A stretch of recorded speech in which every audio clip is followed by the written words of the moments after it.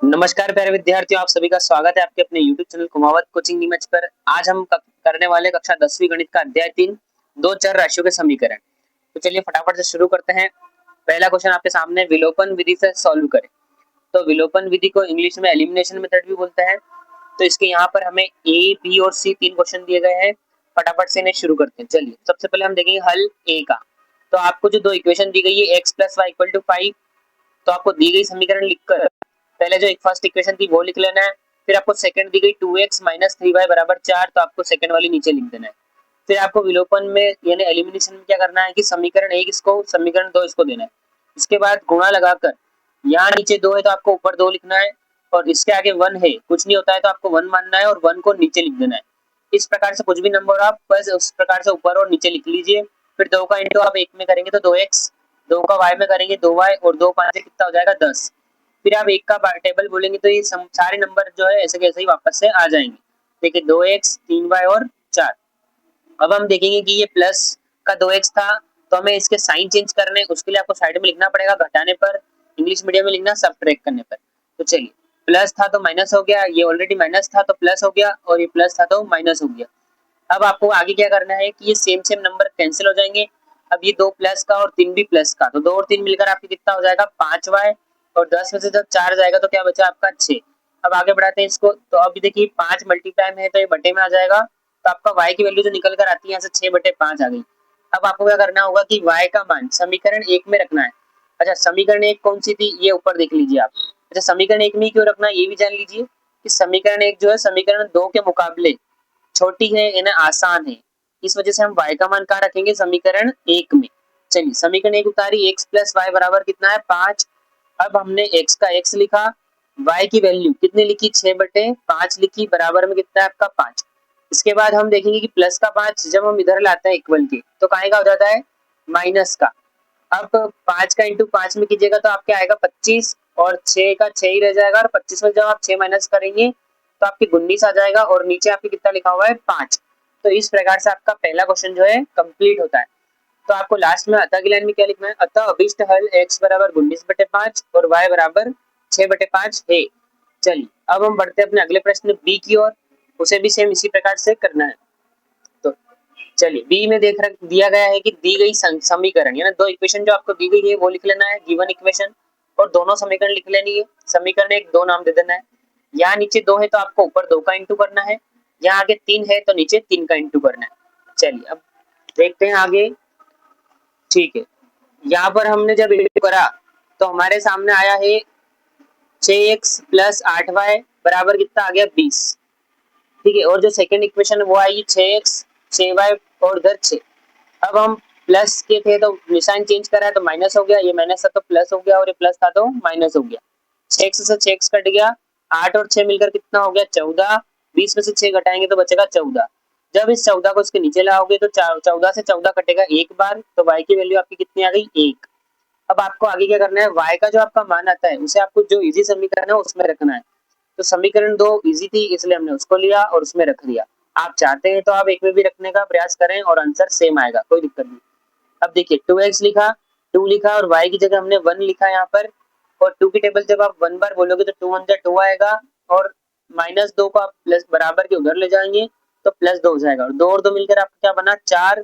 और ये जो मल्टीप्लाई का 2 था ये डिवाइड में आ जाएगा, और 2 की टेबल से 4 कितनी बार कटता है 2 बार में, तो आपका जो x का वैल्यू है वो 2 आ जाएगी। इस प्रकार से आप लिख सकते हैं, अतः अभिष्ट हल x बराबर तो 2 और y बराबर 1 होगा।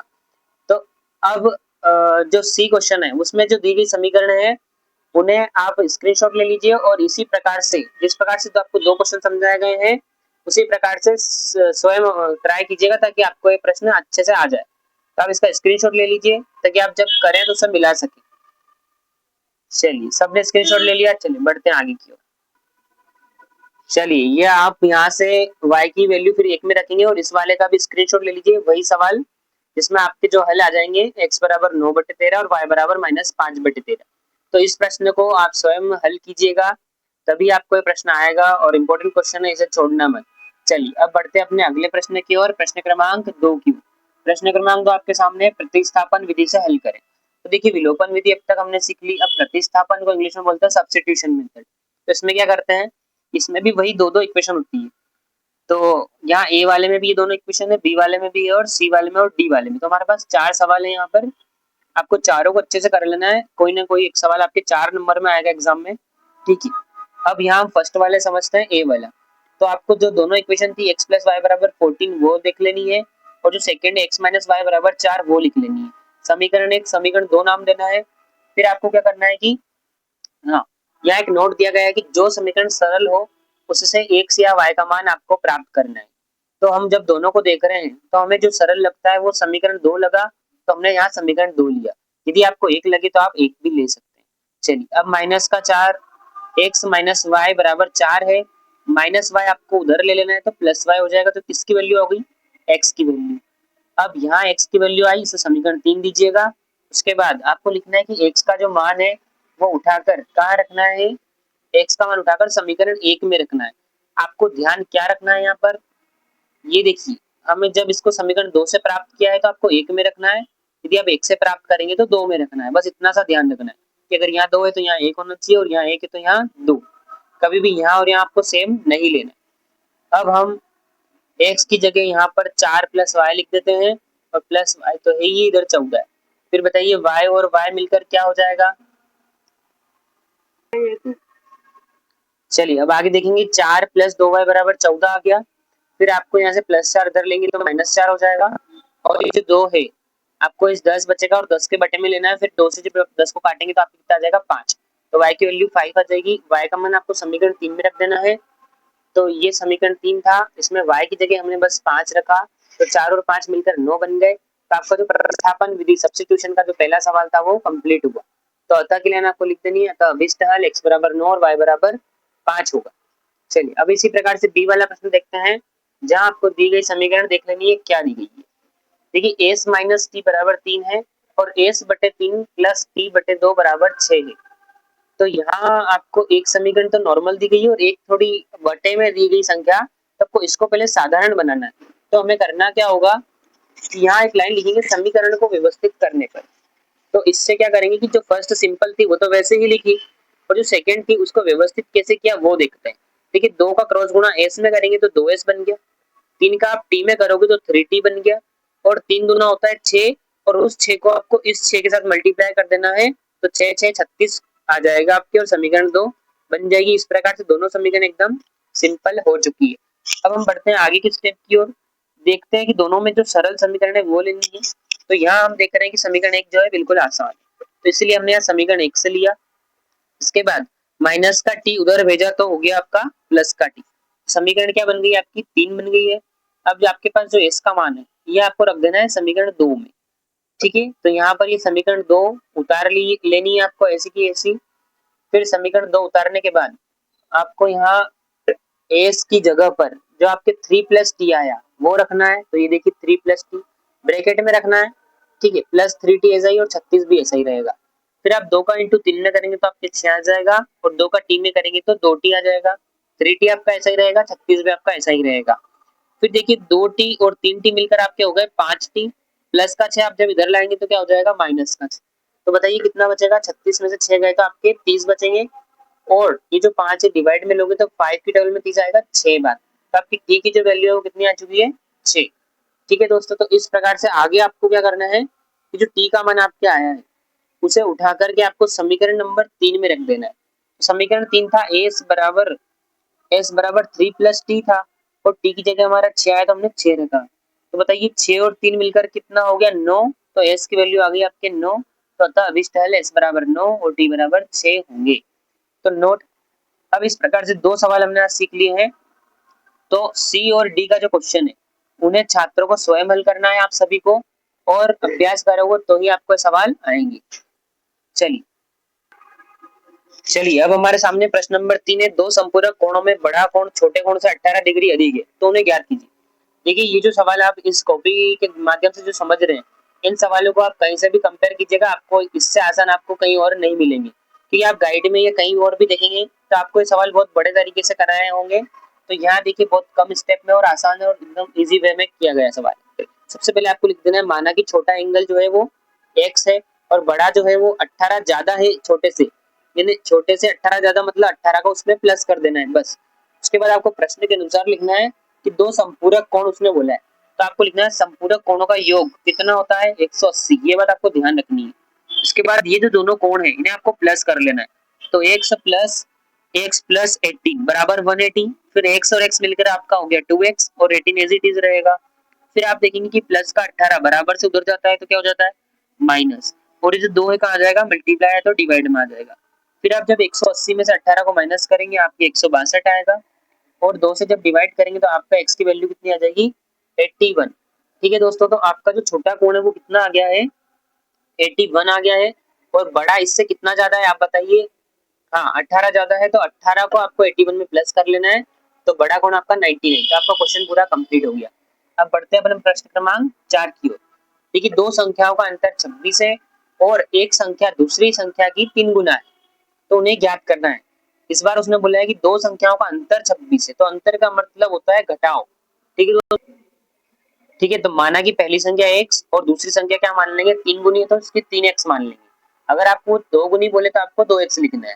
ठीक है, प्रश्न के अनुसार दोनों संख्याओं का जो डिफरेंस है वो कितना है 26 है, तो आपको लिख देना है डिफरेंस मतलब अंतर होता है माइनस लगता है। तो देखिए 3x है दूसरी और पहली x, दोनों के बीच में क्या लगा दिया हमने माइनस बराबर 26।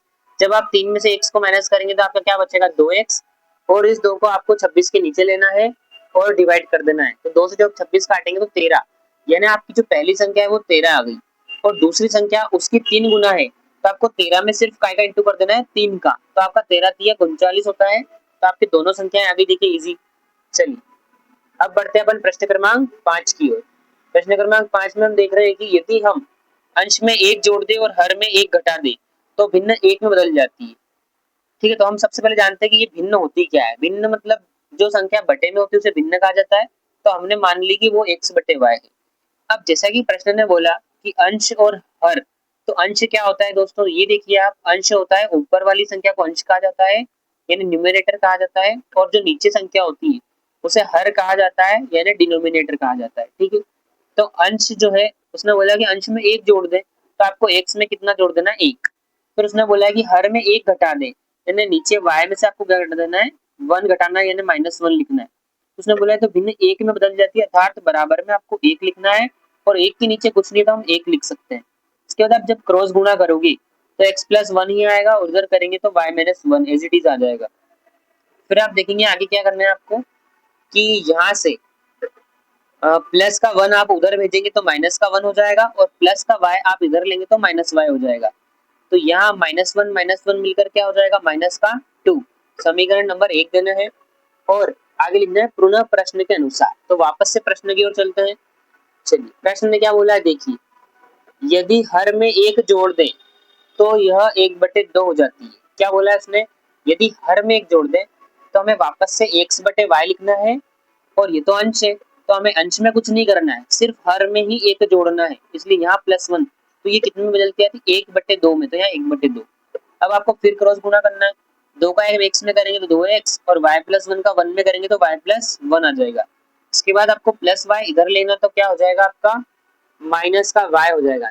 ठीक है, और बराबर में आपका क्या बच जाएगा 1। ठीक है, समीकरण आपकी बन गई 2। अब समीकरण 1 2 बनने के बाद आपको विलोपन विधि से हल करना है, जैसा कि हमने आगे भी किया है क्वेश्चन में। तो आप इस प्रश्न को आगे स्वयं हल कीजिएगा और उसका स्क्रीनशॉट ले लीजिएगा। ठीक है दोस्तों, चलिए सबने स्क्रीनशॉट ले लिया। ठीक है, लास्ट में लाइन लिख देना, अतः भिन्न x/y 3/5 होगी। अब इसी प्रकार से प्रश्न क्रमांक 6 भी होगा, तो आप उस प्रश्न को भी स्वयं हल कीजिएगा। प्रश्न क्रमांक 6 देख सकते हैं, इसका आपको स्क्रीनशॉट लेना है, ले लीजिए।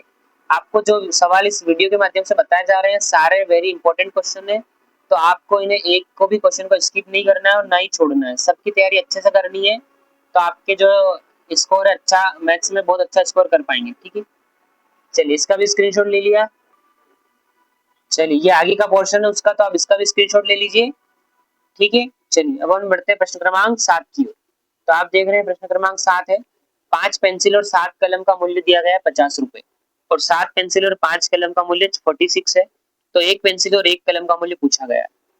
तो आपको सबसे पहले माना लिखना है, एक पेंसिल का मूल्य कितना मान लेंगे आप, हाँ x मान लेना है, और एक कलम का आपको y मान लेना है। इसके बाद प्रश्न के अनुसार जो कहा गया उसने कि 5 पेंसिल और 7 कलम 50 रुपए के हैं, तो इस प्रकार से लिखना है, और पेंसिल की जगह x और कलम की जगह आपको y लिखना है। समीकरण 1 बन जाएगी। फिर पुनः प्रश्न के अनुसार लिखना है 7 पेंसिल और 5 कलम आपकी 46 की थी, तो 7x 5y बराबर 46 लिखना है। इस प्रकार समीकरण 1 और 2 बन जाएगी। तो आगे आप इसे स्वयं वापस से विलोपन या प्रतिस्थापन से हल कर सकते हैं। ठीक है दोस्तों, तो अब बढ़ते प्रश्न क्रमांक 8 की ओर। प्रश्न क्रमांक 8 में क्या है? हाँ, हमारे सामने क्वेश्चन आया है कि अनुपात a1/a2, b1/b2 और c1/c2 से तुलना करें और 3 कंडीशन दी गई थी। देखिए प्रतिच्छेदी को इंग्लिश में इंटरसेक्ट बोलते हैं, तो होता क्या है ये भी देख लीजिए। सी ये दो लाइंस हमारे पास है, दोनों लाइंस को यदि आप एक दूसरे के ऊपर से गुजारेंगे तो एक दूसरे को यहाँ इस मिडिल वाले पॉइंट पर टच कर रही है, इस बिंदु को ही क्या बोला जाता है? प्रतिच्छेदी या इंटरसेक्ट पॉइंट बोला जाता है। ठीक है दोस्तों, अब हमारे पास सेकंड नंबर आएगा समांतर क्या होता है। समांतर में दो लाइंस, जैसे ये एक लाइन है ये एक लाइन है, दोनों जब इस प्रकार से इक्वली चलती है तो इसे क्या बोला जाता है? समांतर। और तीसरा जो आया था आपका संपाती यानी कोइंसिडेंट लाइन, तो इसमें क्या होता है कि संपाती में दो लाइंस एक दूसरे के बिल्कुल ऊपर चलती है इस प्रकार से, परंतु जब हम इसको साइड एंगल से देखते हैं तो हमेशा लगता है कि ये एक ही लाइन है, लेकिन वास्तव में ये एक नहीं होती है और कितनी होती है? दो। तो इन्हें संपाती कहा जाता है। देखिए क्या करना है, हमें इसको आगे कैसे करना है समझते हैं। बहुत सिंपल क्वेश्चन है। यदि आपको एलिमिनेशन, सब्स्टिट्यूशन, विलोपन, प्रतिस्थापन में ये सवाल मिलता है तो मेरा ये कहना है कि आप इस सवाल को पहले हल कीजिएगा, ये सबसे आसान होगा और आपको पूरे मार्क्स जरूर दिला देगा और समय भी आपका इसमें बच जाएगा। तो दोनों समीकरण को बस लिख लेना है, सिर्फ तुलना करनी है। तो देखिए तुलना करेंगे तो आपका a1 की वैल्यू 5, b1 की -4 और c1 की कितनी आ जाएगी? 8। इसके बाद आपको जब a2 की लिखेंगे तो 7, 6 और -9, बस सिर्फ इस प्रकार से तुलना करनी है। उसके बाद आपको अनुपातों में रखना है, यानी रेशियो के अंदर इनको सबको रखना है। तो कैसे रखते हैं देखिए, a1 के बटे में आपको a2 लिखना है। क्या लिखना है? a1 के बटे में a2, और b1 के बटे में b2 लिखना है, और c1 के बटे में क्या लिखना है आपको? c2। तीनों को इस प्रकार से इक्वल इक्वल लगा के लिख देना है। फिर हमें वैल्यू पुट करनी है। देखिए a1 कितना है? 5, तो यहाँ 5 लिख दिए। a2 कितना है? 7, तो यहाँ 7 लिखा। फिर यहाँ -4 है और यहाँ 6, तो 6 लिखा। फिर यहाँ 8, तो 8 लिखा, और ये -9 तो -9 लिखा। अब हम देख के देखना क्या है कि ये और ये क्या इक्वल इक्वल नंबर है क्या? ऊपर ऊपर, इधर इधर।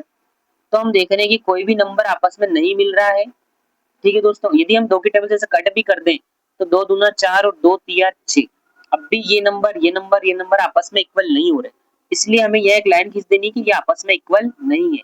और जब दोनों शुरू के ही इक्वल नहीं है तो यहाँ ये फॉर्मूला बनता है कि a1/a2 नॉट इक्वल हुआ b1/b2। तो ये जो सूत्र बना ये हमारा अद्वितीय हल का सूत्र है, यानी यूनिक सॉल्यूशन का फॉर्मूला बन गया। तो यूनिक सॉल्यूशन में रेखाएं जो होती है वो क्या होती है दोस्तों? प्रतिच्छेदी यानी इंटरसेक्ट लाइन होगी। तो बस ये आपके 4 नंबर इससे पक्के हो जाएंगे। चलिए अब बढ़ते हैं बी प्रश्न की ओर। तो बी में जो इक्वेशंस थी वो आप देख रहे हैं कि ये रह गई x + 2y और ये 2x + 4y वाली। तो इसको आपको स्वयं सॉल्व करना है, जिस प्रकार से ये कराया गया है इसी प्रकार से। ठीक है, चलिए अब प्रश्न क्रमांक 9 की ओर बढ़ते हैं।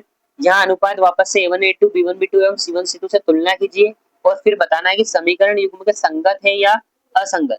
तो ये क्वेश्चन बिल्कुल उसी से मिलता जुलता है, सिर्फ यहाँ और उसमें फर्क ये हुआ कि यहाँ संगत और असंगत वर्ड आया गया है, बाकी उसमें रेखाएं पूछी गई थी या युग्म पूछा गया है। तो देखिए ये होता क्या है वो जान लेते हैं। देखिए आपको सबसे पहले ये जानने के लिए यहाँ एक नोट दिया गया है नीचे की तरफ, तो ये समझ लेना है क्या है। तो देखिए नोट में दिया गया है कि जब कोई हल नहीं का सूत्र होता है तब जो रेखाएं होती है ना वो तो प्रतिच्छेदी होती है। कोई हल नहीं के सूत्र में रेखाएं क्या होती है? समांतर होती है। यहाँ गलत लिखा हुआ है, रेखाएं क्या होती है? समांतर। और जो कोई हल नहीं में युग्म जो होता है वो असंगत होता है। ठीक है, और जब ये तीनों बराबर होते हैं तो अनंत अनेक हल कहलाता है। और इसमें जो रेखाएं होती है वो संपाती होती है और युग्म क्या होता है? संगत होता है। तो ठीक है दोस्तों, तो ये बीच में जो ये युग्म है और इधर की साइड जो लिखी गई है वो रेखाएं लिखी गई है। ठीक है, तो ये समझ में आ गया होगा आपको कि कोई हल नहीं में युग्म क्या होता है? असंगत, और रेखाएं क्या होती है? समांतर। और अनंत अनेक हल में युग्म क्या होता है? संगत, और रेखाएं संपाती। चलिए अब हम सॉल्व करते हैं अपना क्वेश्चन। हाँ, हमने ए वाला क्वेश्चन जो था उसकी समीकरणें उतार ली दोनों ए और बी की। अब हम इसकी तुलना जैसे पहले करी थी ठीक वैसे ही कर लेते हैं। तो देखिए a1 b1 c1 a2 b2 c2 लिखना है। a1 की वैल्यू 4/3, b1 की 2 और इधर की कितनी 8 है तो 8, इधर 2, इधर -10, इधर 14 है तो आपको 14 लिखना है।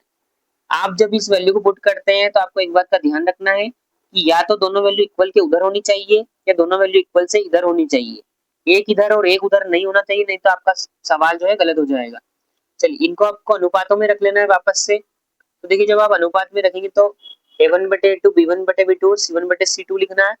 फिर a1 की वैल्यू थी 4/3, तो आपको 4/3 लिखना है, और a2 की वैल्यू 2 है तो नीचे इंटू में 2 लिख देना है। फिर b1 की वैल्यू कितनी है 2, तो आपको 2 लिखना है। b2 -10 है तो -10 लिखना है।